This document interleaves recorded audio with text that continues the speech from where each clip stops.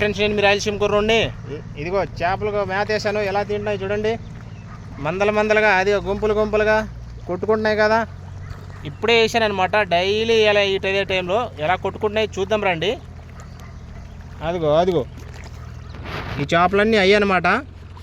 అవి కొట్టుకుంటున్నాయి కదా, ఎగురుతున్నాయి కదా చూడండి ఎలా ఎగురుతున్నాయి, చూశారు కదా. అదిగో పెద్ద కేజీ ఉంటాయన్నమాట.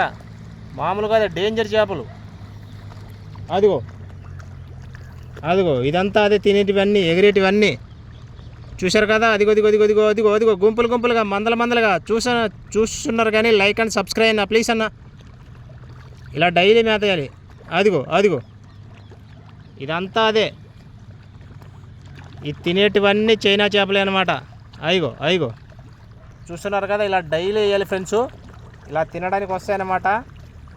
రోజు అదే పని, ఇక పని అంటే ఏముండదు. అదిగో చూస్తున్నారు కదా. ఇవన్నీ ఒక్కొక్కటి కేజీ 2 కేజీలు ఉంటాయన్నమాట. అదిగో ఎగురుతున్నాయి చూడండి. చూస్తున్నారు కదా ఫ్రెండ్స్. రొయ్యల చెరువు మీద ఇట్లుంటుంది అనమాట పని. డైలీ అలా మేత వేస్తూనే ఉండాలి. 6 నెలలు అలా మేపాలన్నమాట. రొయ్యల చెరువులు మన రాయలసీమలో ఎక్కడున్నాయి ఫ్రెండ్స్? లేవు కదా. అదిగో ఈ ఫ్యాన్ కనబడుతుంది కదా, ఈ ఫ్యాన్ వల్లనే ఆ చేపలు బతుకుతాయి. అదిగో ఆ ఫ్యాన్ వల్ల, లేకపోతే చేపలు అనేది చచ్చిపోతాయి అన్నమాట. ఆక్సిజన్ అందక. మనకు ఆక్సిజన్ ఎలాగో దానిలో కూడా సేమ్ అంతే. ఆక్సిజన్ అందకపోతే, ఆ ఫ్యాన్ తిరగకపోతే చేపలు చచ్చిపోయి పైకి లేచిపోతాయి. రొయ్యలు కానీ చేపలు కానీ. ఆ చేపలకు అనేది ఆక్సిజన్ లాంటిది అది అనమాట. అది ఆగిందనుకో ఇంకా చచ్చిపోతాయి. నేను నైట్ అంతా లేచి మరీ చూడాలన్నమాట దానికి.